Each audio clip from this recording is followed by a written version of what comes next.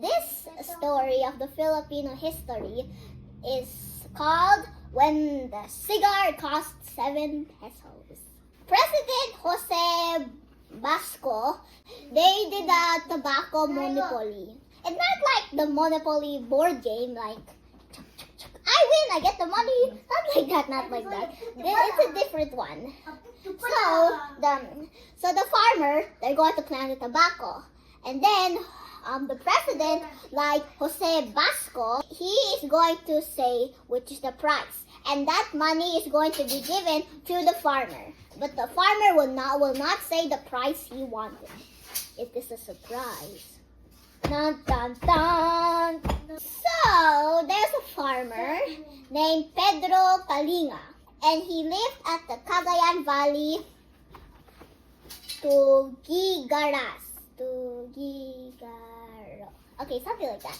Pedro Kalinga, just remember he lives at the Cagayan Valley. He also suffered from all of that, paying, getting paid. I mean, the trouble of all the Filipinos is, you know what? Money. That's gonna make the world. Yeah, it's really money, so they really need money. And the rules say that the farmers cannot cigarette, because the tocino, it was made to make cigarette.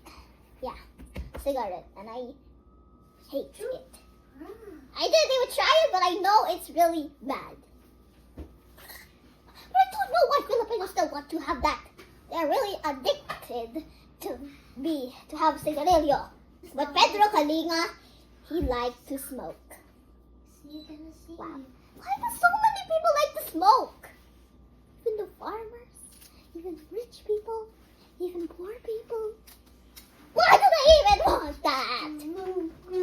Okay, let's continue. Not just that, the officials, they would count the tocinos, how many he planted, and What tocino? What's tocino? that's the one that they plant. Tobacco? Tobacco. They would check how many tobaccos they were. Okay, there's like 5, and then write it in their notebooks.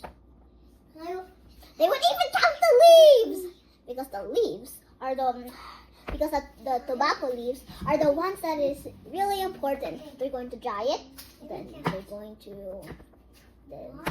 like that, and then there's cigarillo that to make that smoke. Okay, Pedro Kalinga, he would always smoke, but not just that. The officials, they would even check his house if he had any hidden tobaccos. And he would check in his trunks, not the trunk of the elephant, not like that. Okay, they would check in his trunks. We would check on the shelves. They would check even on the ground, and they would check behind the tobaccos if there is a tobacco hidden behind the tobacco. I don't think it says there, but maybe he hid it somewhere. But since Pedro Kalinga broke the rule, he needed to pay 2 pesos, and then he needed to pay 5 more. And he needed to pay 7 pesos, which is so cheap. But here's a tip. Did you know that before in the years,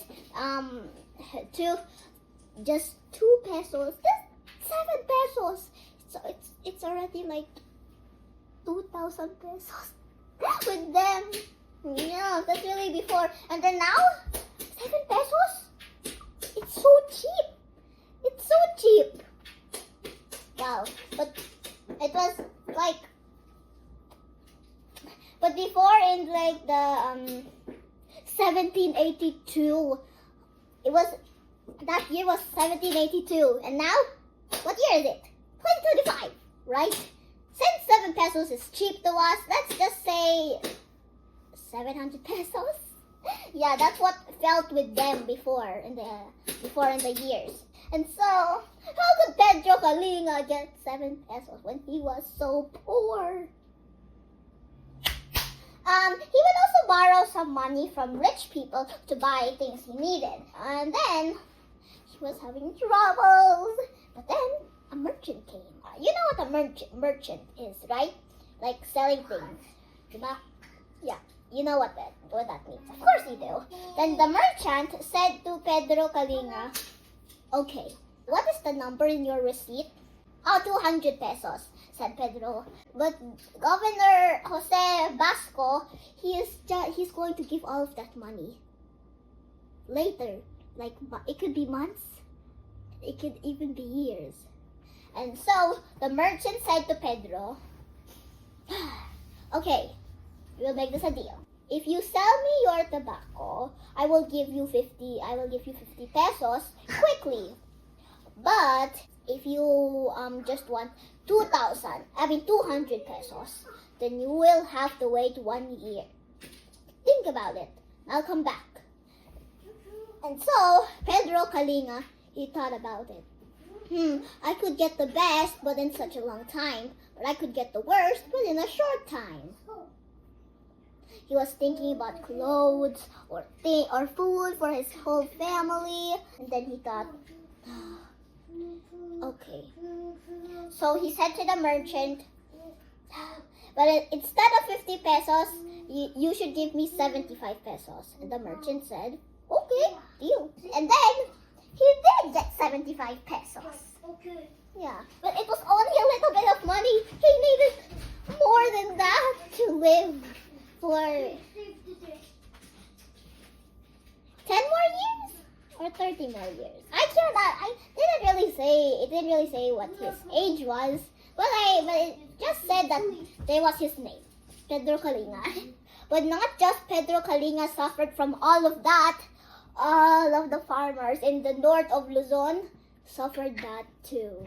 My lesson here is, if you can be patient, you can get your reward.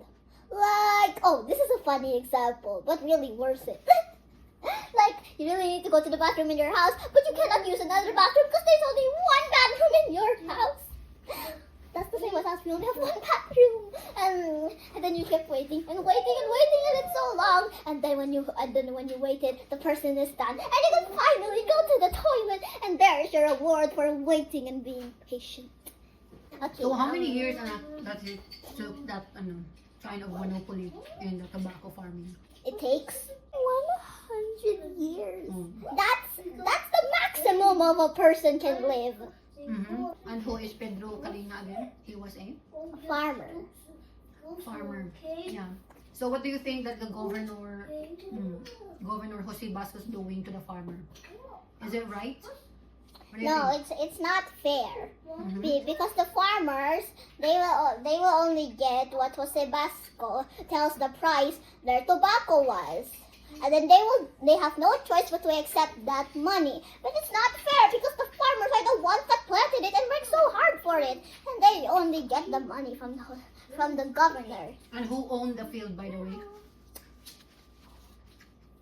Is it the farmer's field or it's the government, owned by the government?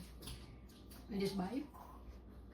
The government? No, it's by the... Farmers. Yes, imagine that. They own the land, they own the field, they're the ones who... Planted and worked so hard to make the plants. And then, They will just get only a little bit of money from the government. so what do you think the Filipinos gonna feel that? Very sad, but they have no choice. They are under the rule of the Spaniards still. That's right. Okay, good thing now. Yeah, good thing now that Jose Rizal and the other heroes sacrificed themselves, and now we are safe. But actually, we're not in Philippines anymore. We're already in Canada. But still, Philippines was a real land. Yeah, and also, we are free now. We're under our own government. Yes, Yeah. we are free. Okay, that's all. Yes, that's all. Bye. Thanks for listening.